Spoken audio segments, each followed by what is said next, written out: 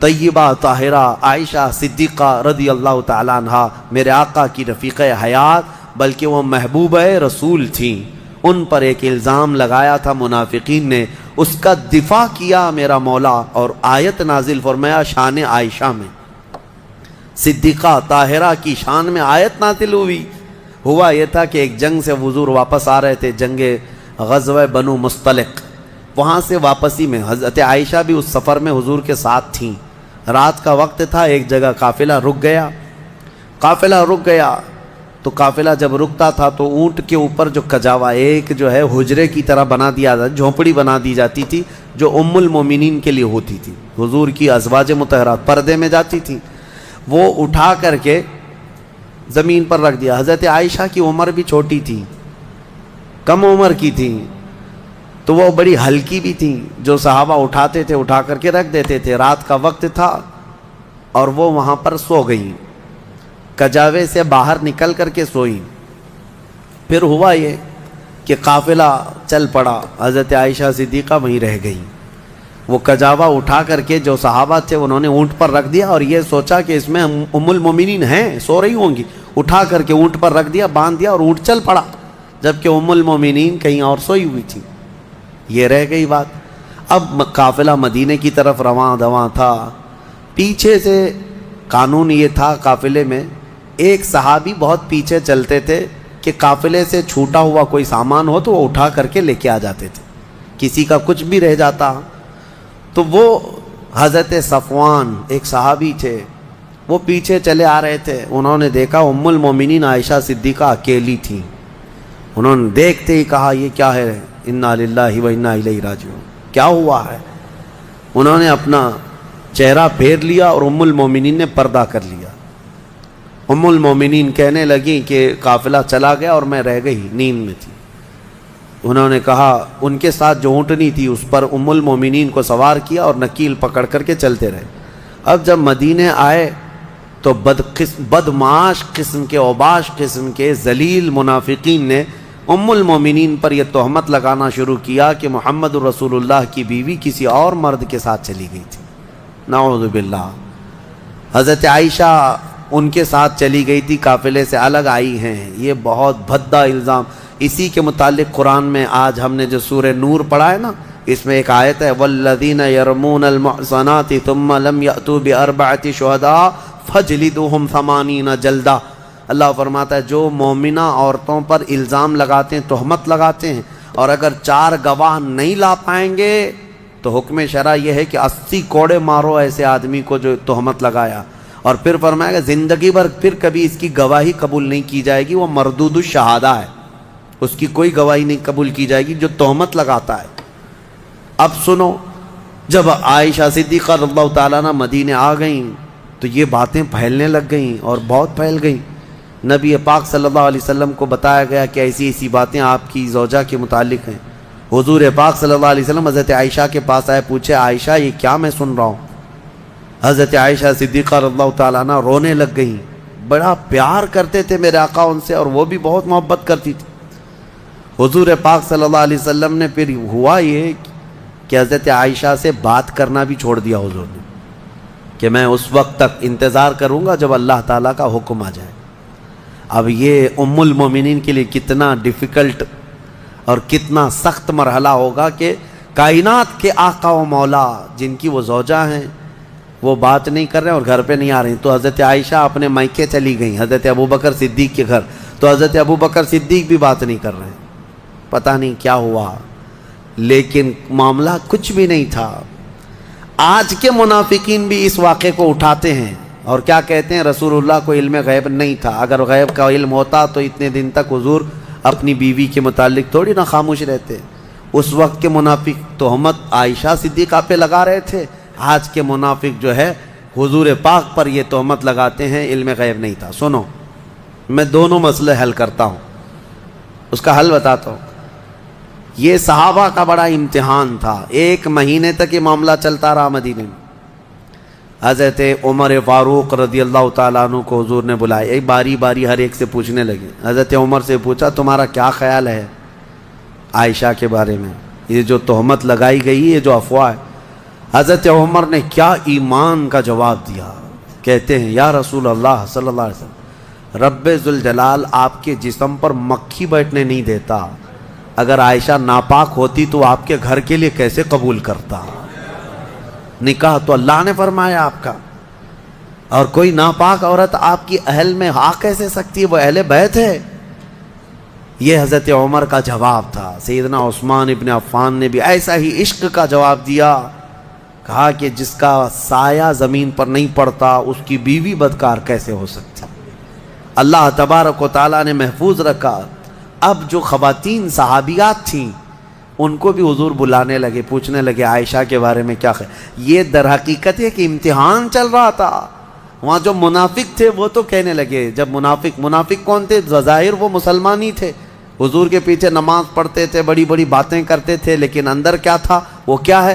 جب حضور ان سے پوچھتے آپ کا کیا خیال ہے، آپ کا کیا خیال، کہتے کیا بتائیں، لوگ تو ایسا کہہ رہے ہیں، پتہ نہیں، ہو سکتا ہے بہک گئی ہوں گی، کچھ ہو گیا ہوگا. یہ منافقین کے جوابات تھے، یہ منافقین کے جوابات. ایسے بہت سارے لوگ ہیں، ہم کو تو نہیں معلوم لوگ، لیکن لوگ کہہ رہے ہیں ایسا ہوگا. یہ جلانے والا جواب ہوتا ہے. آج بھی ہوتے ہیں اس طرح کے جوابات، ان کو کانفیڈنس کے ساتھ کہنا نہیں ہوتا ہے. اب جو خواتین تھیں ان سے پوچھا گیا تو وہ تو کہنے لگی یا رسول اللہ صلی اللہ علیہ وسلم، عائشہ اتنی چھوٹی ہے کہ وہ آٹا گوندتے گوندتے سو جاتی ہے، روٹی کب پکتی ہے اسے پتہ نہیں ہوتی. تو یہ اونگ آ گئی ہوگی، سو گئی ہوگی، اور اس کا میلان کبھی کسی مرد کی طرف ہم نے نہیں دیکھا. کھیلنے والی خاتون ہے حضرت عائشہ. نبی پاک صلی اللہ تعالیٰ علیہ وسلم نے یہ سب سے پوچھا. اس کے بعد مہینہ بھر گزرنے کو تھا، آیتیں نازل ہو گئی. سورہ نور میں اللہ تعالیٰ نے پوری برات ظاہر فرمائی. ارشاد فرمایا بے شک وہ لوگ جو الزام لگاتے ہیں بغیر کسی سبب کے وہ بڑے ظالم ہیں. ماں عائشہ صدیقہ کی برات میں جب آیت نازل ہوئی، حضور آئے حضرت عائشہ کے گھر. حضرت ابوبکر صدیق کو بتا دیا تھا کہ آیت عائشہ کی برات میں صفائی میں نازل ہو گئی ہے. تو پھر حضرت ابوبکر بھی دوڑے دوڑے عائشہ صدیقہ کو خبر دینے چلے گئے. اور جب حضرت عائشہ نے یہ خبر سن لی تو اس قدر اس دن خوشیوں سے پھولے نہ سما رہی تھی کہ نبی پاک صلی اللہ تعالیٰ علیہ وسلم جب گئے گھر تو وہ ان کی محبت کا معاملہ تھا. حضور ان سے بات کر رہے تھے تو حضرت عائشہ حضور کے سامنے نہیں آ رہی تھی. کہا نہیں، میں پہلے آپ سے نہیں بات کروں گی، میں پہلے اس مولا کا سجدہ ادا کروں گی جس نے میری برات کا اظہار فرمایا. حضور پاک صلی اللہ تعالیٰ علیہ وسلم نے یہ نہیں فرمائی، یہ محبت میں انہوں نے کیا تھا، یہ ان کے جذبات تھے. حضور پاک صلی اللہ علیہ وسلم مسکراتے اور فرماتے عائشہ میں تجھے پہچانتا ہوں جب تو خوشی میں ہوتی ہے اور جب تو غصے میں ہوتی ہے، دونوں چیزیں میں پہچان لیتا ہوں. حضرت عائشہ کا معاملہ تھا ایسے. تو وہ پوچھتی ہیں آپ کو کیسے پتہ چلتا ہے میں کب غصے میں ہوتی ہوں اور کب خوشی میں؟ تو حضور فرماتے ہیں جب تو خوشی میں ہوتی ہے تو قسم کھاتی ہے نا کسی بھی بات پر، تو کہتی ہیں وہ رب محمد، محمد کے رب کی قسم، ایسا ہی تھا. اور جب غصے میں ہوتی ہے تو کہتی ہے وہ رب ابراہیم، ابراہیم علیہ السلام کے رب کی قسم، ایسا ہی تھا. حضور فرماتے ہیں میں اچھی طرح سے جانتا ہوں کب تمہارا موڈ کیسا ہے. بہرحال ماں عائشہ صدیقہ رضی اللہ تعالی عنہا کے یعنی طہارت پر اللہ تعالیٰ نے آیتیں نازل فرمائی. جو دوسرا مسئلہ ہے وہ میں عرض کیے دیتا ہوں. آج کے جو منافق ہیں یہ جو کہتے ہیں حضور کو اگر علم غیب تھا تو اپنی بیوی کی برات پہلے ہی کیوں نہیں بیان کر دی؟ اتنے دن تک مدینے میں کنفیوژن کے شکار سب لوگ بھی تھے، کیوں ایسا رہا؟ یہ کہتے ہیں حضور کو علم غیب نہیں تھا. ان ظالموں کو یہ پتہ نہیں جو رسول مکہ میں مدینے میں بیٹھ کر مکہ کے تمام لوگوں کے احوال کی خبر دے رہے ہوں. لیکن کچھ معاملات ہوتے ہیں، کچھ معاملات ہوتے ہیں. امتحانات یوں ہی نہیں لیے جاتے. اگر آپ کے پاس سوال پرچہ آ گیا ایگزام میں اور بنایا کس نے ہے؟ بنایا کس نے ہے؟ آپ کے ٹیچر نے، جو پڑھانے والا ٹیچر نے بنایا. لیکن ایگزام لے کر کے آپ لکھنے کے لیے بیٹھے ہیں، ٹیچر ہی اگر آپ کی وہ گارڈنگ کے لیے آئے یا پھر وہ دیکھ بھال کے لیے آئے، نگرانی کے لیے، آپ پوچھ لینا اس سے ایک سوال، سر اس کا جواب بتا دو. کیا وہ ایگزام ہال میں بتائے گا؟ کہے گا نہیں میں معلوم نہیں ہے. معلوم نہیں ہے مطلب اس کو معلوم ہے لیکن تیرا امتحان چل رہا ہے۔ امتحان کس کام کا ہے؟ بنایا ہے پرچہ اسی نے، امتحان وہی لے رہا ہے، لیکن وہ کچھ سوالات کے جوابات نہیں دیتا تو اس کا مطلب یہ نہیں ہے کہ اس کو علم نہیں ہے، علم ہے لیکن تیرا امتحان چل رہا ہے۔ آپ کو پتہ ہے ایسا معاملہ ابھی سورہ یوسف میں گزر چکا۔ حضرت یوسف علیہ السلام نے کیا کیا تھا؟ یوسف علیہ السلام کے جب بھائی آئے تھے غلہ لینے کے لیے، ان کے چھوٹے بھائی بنیامین، ان کے تھیلے میں انہوں نے کھٹوری ڈال دی تھی، پتہ ہے نا؟ اور اس کے بعد کیا کیا؟ اعلان کروا دیا شاہی خزانے کی کھٹوری چوری ہو گئی، ڈھونڈو کس کے اس میں ہے، ڈھونڈو۔ حضرت یوسف علیہ السلام نے اعلان کروا دیا تھا اور سب کے غلے ڈھونڈتے جائے، وہ 10 بھائیوں کی بھی تلاش کر رہے تھے۔ قرآن میں یہ بھی ہے فَبَدَأَ بِأَوْعِيَتِهِمْ، ان کے سب تھیلیوں کو ٹٹولا گیا۔ حضرت یوسف علیہ السلام خود ہی ٹٹول رہے تھے، کس کو؟ 10 بھائیوں کے تھیلوں کو ٹٹول کر کے دیکھ رہے تھے، اس میں ہے، اس میں ہے، اور ڈالا کس کے تھیلے میں تھا؟ چھوٹے بھائی کے تھیلے میں ڈالا تھا۔ یہ 10 کو کیوں ٹٹول رہے تھے؟ کیا یہ بھی تم الزام لگاؤ گے کہ یوسف علیہ السلام کو معلوم نہیں تھا کون سے تھیلے میں؟ معلوم سب تھا۔ وہاں ایک مصلحت تھی کہ اللہ نے حضرت یوسف کو ایسا کرنے کا حکم دیا تھا۔ قرآن میں اللہ فرمایا کذالک کدنا لیوسف، ہم نے یوسف کو اس طرح کی ہدایت دی تھی کہ وہ ایسا کریں۔ تو وہاں حضرت یوسف علیہ السلام کے بارے میں یہ مانتے ہو اللہ نے ان کو ایسا کرنے کا حکم دیا تھا، تو پھر یہ غزوہ بنی مستلق کے بعد والے واقعے میں، ام المومنین کے واقعے میں یہ کیوں نہیں تسلیم کرتے کہ میرے آقا کو 1 مہینے تک اللہ نے خود ہی یہ فرمایا تھا کہ محبوب آپ کے سارے آس پاس آنے والوں کا امتحان ہو جائے، جو ایمان والا ہو ان حالات میں بھی میرے مصطفیٰ کی بڑائی بیان کرے گا۔ مجھے بول میرے مصطفیٰ کی شان میں کوئی جملہ نہ کہنا، لیکن یہ مجھے جلانے کے لیے ہمیشہ آپ کی شان میں بری بری باتیں کہتا۔ آج میں شکار سے واپس آ رہا تھا، اپنے معمول کے مطابق یہ مجھے بولنے کی بجائے آپ کی شان میں گندی گالیاں دینے شروع کیا۔ مجھ سے برداشت نہ ہوا اور میں نے تلوار اٹھائی اور چلا دیا، گردن کٹ گئی۔ پھر مجھے احساس ہوا کہ میں نے جس کا قتل کیا، اگر مجھے یہ سزا ہے تو میں بارگاہ مصطفیٰ میں حاضر ہوتا ہوں، جو سزا ہوگی قبول کروں گا۔ حضور پاک صلی اللہ تعالیٰ علیہ وسلم کے پاس وہ آئے اور کہا کہ میری جو سزا ہے وہ دے دے۔ اسی وقت یہ آیت اتری، اللہ نے فرمایا ایمان والے چاہے ان کا باپ ہو چاہے بیٹا ہو، ایسوں کی وہ ذرا برابر رو رعایت نہیں کرتے جو اللہ اور اس کے رسول کے دشمن ہیں۔ سورہ حشر اس کی بڑی فضیلت ہے۔ اس کی آخری آیتیں میرے آقا صلی اللہ تعالیٰ علیہ وسلم نے ارشاد فرمایا جس نے سورہ حشر کی آخری آیتیں رات کو تلاوت کی، اگر صبح اس کا انتقال ہو گیا تو اس کو شہیدوں میں اٹھایا جائے گا۔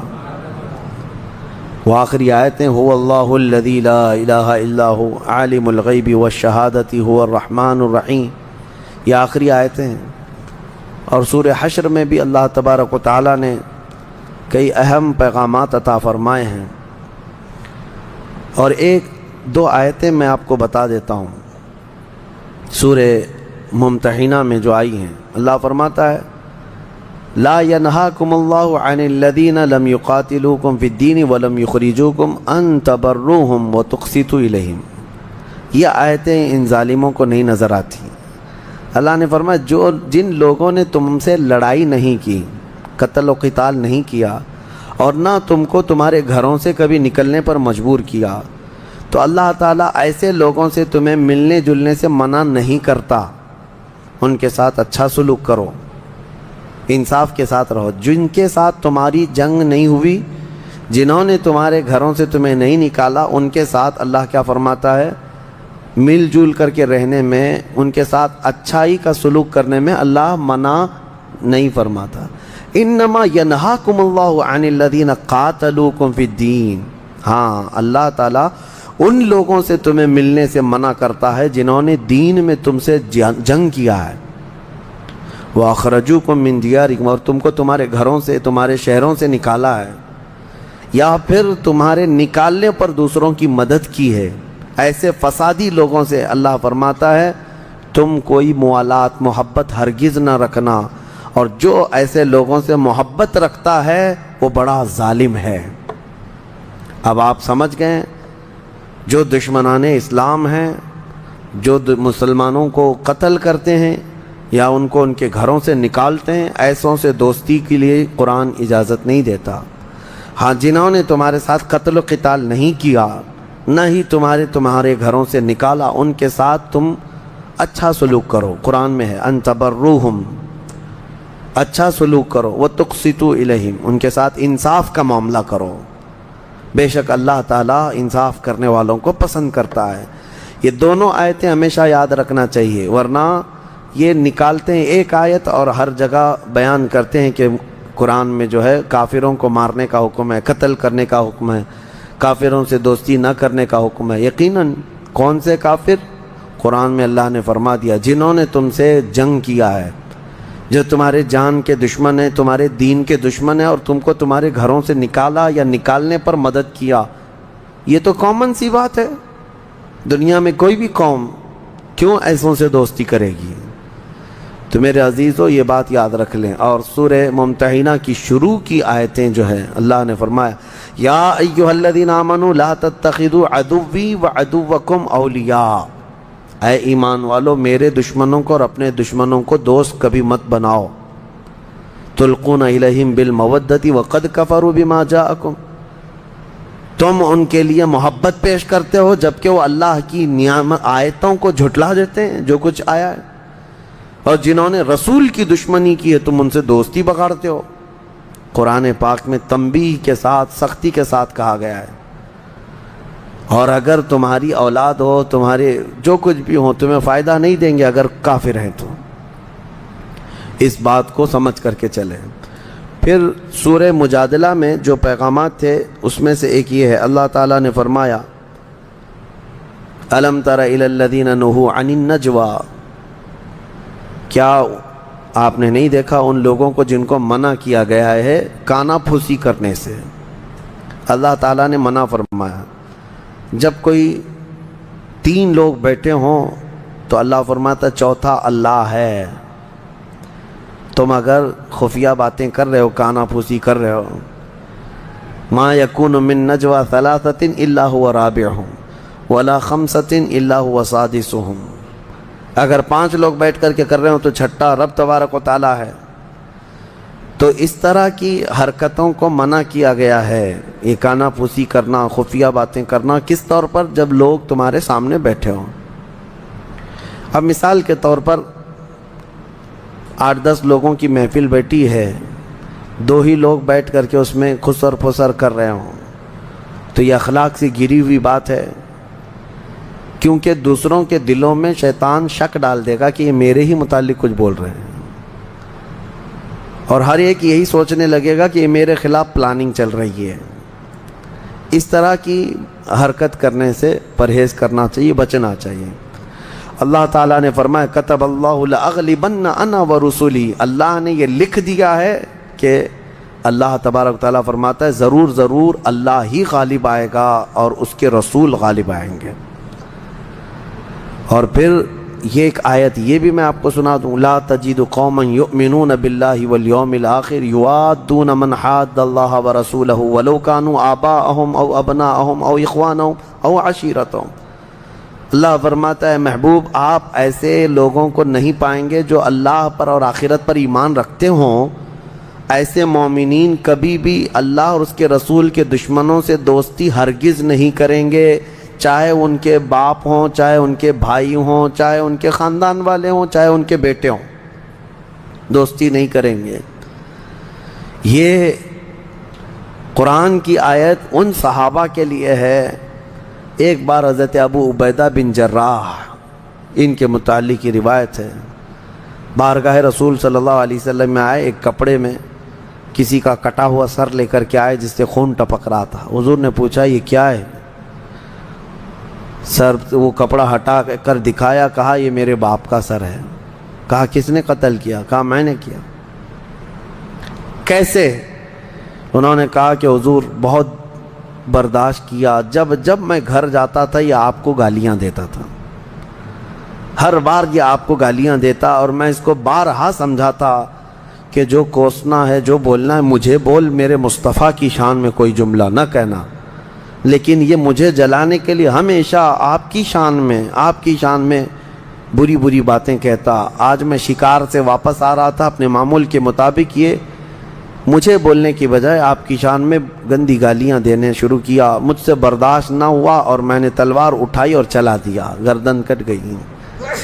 اب پھر مجھے احساس ہوا کہ میں نے جس کا قتل کیا، اگر مجھے یہ سزا ہے تو میں بارگاہ مصطفیٰ میں حاضر ہوتا ہوں، جو سزا ہوگی قبول کروں گا. حضور پاک صلی اللہ تعالیٰ علیہ وسلم کے پاس وہ آئے اور کہا کہ میری جو سزا ہے وہ دے دے. اسی وقت یہ آیت اتری، اللہ نے فرمایا ایمان والے چاہے ان کا باپ ہو چاہے بیٹا ہو، ایسوں کی وہ ذرا برابر رو رعایت نہیں کرتے جو اللہ اور اس کے رسول کے دشمن ہیں. تو اللہ کے نبی صلی اللہ تعالیٰ علیہ وسلم نے فرمایا کہ تمہارے اس عمل کو اللہ تبارک و تعالیٰ نے گناہ نہیں فرمایا، بلکہ آیت میں اللہ نے فرمایا رضی اللہ عنہم ورضوا عنہ، اللہ ان سے راضی ہوا، اللہ ان سے راضی ہوا اور وہ اللہ سے راضی ہوئے، اللہ ان کو جنت میں داخل فرمائے گا. اصل رشتہ ہمارا حضور پاک کی ذات سے جڑا ہوا ہے. اگر یہ رشتہ سلامت ہے تو ہمارے سارے رشتے ہیں، اور اگر یہ رشتہ نہیں ہے تو پھر ہمارے کوئی رشتے نہیں ہیں.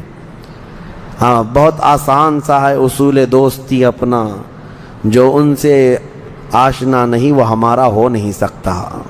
جو نبی پاک صلی اللہ تعالیٰ علیہ وسلم کا نہیں ہے وہ پھر وہ ہمارا نہیں ہو سکتا. سورہ صف کی ہم نے تلاوت کی، جس میں اللہ نے صحابہ کی تعریف فرمائی، ان اللہ یحب الذین یقاتلون فی سبیلہ صفا کأنہم بنیان مرصوص. بے شک اللہ تعالیٰ ان مجاہدین سے بہت محبت کرتا ہے کہ جب وہ اللہ کی راہ میں جہاد کے لے جاتے ہیں تو ایسی صف بناتے ہیں جیسے سیسا پلائی ہوئی دیوار ہو، کوئی ان کی صفوں کو نہیں چیر پاتا. آپ کو پتہ ہے حضرت عمر فاروق رضی اللہ تعالیٰ عنہ کا قتل کرنے والا نماز کی حالت میں آپ کو قتل کیا گیا تھا. آپ فجر کی نماز پڑھا رہے تھے، ایک رکعت ہو چکی تھی، اور حضرت عمر فاروق رضی اللہ تعالیٰ عنہ کو ابو لولو مجوسی پیچھے سے آ کر ایسا وار کیا تھا کہ حضرت عمر فاروق رضی اللہ تعالیٰ عنہ کی پیٹھ سے وہ زخم سینے کی طرف آیا اور آپ مصلی پر گر گئے. لیکن یہ جو صحابہ مسجد نبوی میں نماز پڑھ رہے تھے، کسی نے نماز نہیں توڑی. حضرت عمر فاروق رضی اللہ تعالیٰ عنہ جب مصلی کے کنارے گر گئے تو حضرت عبد الرحمن بن عوف رضی اللہ تعالیٰ عنہ آگے بڑھے اور ایک رکعت انہوں نے کمپلیٹ کرائی. یہ نہیں کہ بھگدڑ مچ گئی. خلیفہ وقت 10 سال جنہوں نے خلافت کیا ہے حضرت عمر فاروق، امیر المومنین شہید ہو چکے یا مصلی پر گر چکے، بھگدڑ مچ گئی انہیں. پیچھے سے حضرت ابن عوف آگے بڑھے، انہوں نے نماز کمپلیٹ کرائی ایک رکعت، اور سلام پھیرنے کے بعد جس نے قتل کیا تھا اس کو ڈھونڈنا ہی تو تھا. لیکن میں جس وجہ سے یہ واقعہ عرض کر رہا ہوں کہ وہ مسجد سے باہر جا ہی نہ سکا. کیوں؟ صحابہ کی صفیں اتنی مضبوط ہوتی تھی کہ کسی صف کو وہ پھلان ہی نہیں سکا. انہی صفوں کی تعریف میں اللہ نے فرمایا یہ اللہ کے رسول کے غلام صحابہ مجاہدین ایسی صف بناتے ہیں جیسے سیسا پلائی ہوئی دیوار ہے. کوئی اس میں سیسا پلائی ہوئی دیوار کا مطلب یہ ہوتا ہے کہ اس میں سوراخ بھی کرو تو سوراخ نہیں ہوتا. سیسے والی دیوار میں، سیمنٹ کی دیوار میں سوراخ تو ہو جاتا ہے، سیسے کی دیوار میں ہوتا بھی نہیں، بڑا مشکل ہے. تو صحابہ کی صفوں کی اللہ نے تعریف فرمائی. آج ہماری صفیں کہاں ہیں؟ اللہ ہمیں وحدت صفوف عطا فرمائے، یعنی صفیں اللہ تعالی ہمیں متحد رکھنے کی توفیق عطا فرمائے. اور حدیث پاک ہے جس نے صف کو توڑا اللہ اسے توڑ دے گا.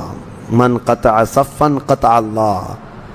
جو صف کو قطع کرتا ہے، صف توڑنے کا مطلب یہ ہے کہ نمازوں میں بھی اگر آپ نے کشادگی رکھی، جس کو فرجہ کہتے ہیں، اسی لیے سنت ہے میرے آقا صلی اللہ علیہ وسلم کی، جب بھی جماعت کے لیے کھڑے ہوتے نماز کے لیے، حضور رکعت باندھنے سے پہلے صحابہ سے کہتے استووا واعتدلوا، سیدھے ہو جاؤ، برابر ہو کر کھڑے ہو جاؤ، استقیموا، کندھے سے کندھا ملا لو. یہ تاکید کر کے پھر جماعت شروع کرتے. میرے آقا کی سنت تھی یہ. کیوں؟ اس لیے کہ فرمایا گیا جب دو لوگوں کے بیچ میں گیپ ہوتا ہے، جگہ خالی ہوتی ہے، تو وہاں شیطان داخل ہو کر دونوں کے دلوں میں وسوسے ڈالتا ہے. صفوں کو مضبوط کرنا ضروری ہے. پھر سورہ جمعہ کی ہم نے تلاوت کی ہے. سورہ جمعہ میں اللہ تعالیٰ نے یہودیوں کے عالموں کی ایک صفت بیان کی، مثل الذین حملوا التوراۃ ثم لم يحملوها كمثل الحمار يحمل اسفارا۔ یہ تورات کے عالم جو ہیں ان کا حال تو ایسی ہے کہ کتاب تو پوری ان کو یاد رہتی ہے لیکن عمل نہیں کرتے۔ وہ ایسی ہے جیسے گدھے کے اوپر کتابیں رکھی ہوں، گدھے کے اوپر بہت ساری کتابیں رکھ دی ہو تو گدھا علامہ نہیں بن جاتا، گدھا مولانا نہیں بن جاتا۔ گدھے کے اوپر بخاری شریف رکھ دو، مسلم شریف رکھ دو، ترمذی شریف رکھ دو، کیا بڑا مولانا بن جائے گا گدھا؟ بس یہ ہے کہ وہ کتابیں اٹھایا ہوا ہے۔ ایسے کتابیں اٹھائے ہوئے بہت سارے وہ لوگ ہیں جو بے عمل لوگ ہیں، یعنی کتابیں پڑھ تو لیے ان لوگوں نے، بہت ساری چیزیں یاد تو کر لیا لیکن عملی طور پر نہیں آ سکے۔ ان کے متعلق قرآن پاک میں یہ آیت آئی ہے۔ اور اس کے بعد رب تعالیٰ فرماتا ہے یہودیوں کی صفت یہ ہے کہ یہ کہتے ہیں کہ ہم اللہ کے بہت پیارے ہیں۔ اللہ فرماتا ہے یا ان زعمتم انکم اولیاء للہ من دون الناس، محبوب آپ ان سے کہہ دیں اگر یہی اللہ کے پیارے ہیں، محبوب ہیں لوگوں کے علاوہ۔ آج بھی ان کا عقیدہ یہی ہے کہ نحن شعب اللہ المختار، یہ کہتے ہیں پوری کائنات میں اللہ کی چنی ہوئی جماعت ہم ہیں، یہودی چنی ہوئی جماعت ہیں، یہ منتخب ہیں۔ تو اللہ تعالیٰ نے ان کو چیلنج کے طور پر کیا فرمایا، اگر یہ اللہ کے پیارے ہیں جیسا کہ ان کا گمان ہے تو محبوب آپ ان سے کہہ دیں موت کی تمنا کریں اللہ سے ملنے کے لیے، فَتَمَنَّوُا الْمَوْتِ إِن كُنتُمْ صَادِقِينَ، اگر سچے ہو تو موت کی تمنا کرو۔ کیونکہ اللہ نے ایسی چیز کا ان کو چیلنج دیا جو یہودی چاہتے ہی نہیں، یہودی مرنا ہی نہیں چاہتے۔ ان کے ہاں سلام بھی کرتے ہیں تو 1000 سال، یہ کہتے ہیں بھائی تم 1000 سال جیو، وہ اس کو بولتا ہے تو بھی 1000 سال جیے۔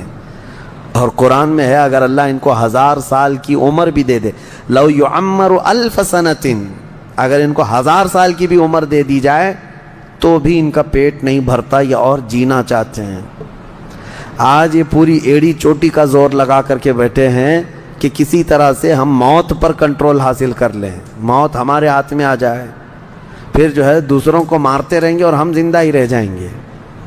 یہ جینے کے بہت بڑے حریص ہیں، اور اللہ نے ان کو چیلنج کے طور پر فرمایا اگر تم کہتے ہو کہ اللہ کے سچے دوست تم ہی ہو تو موت کی تمنا کرو۔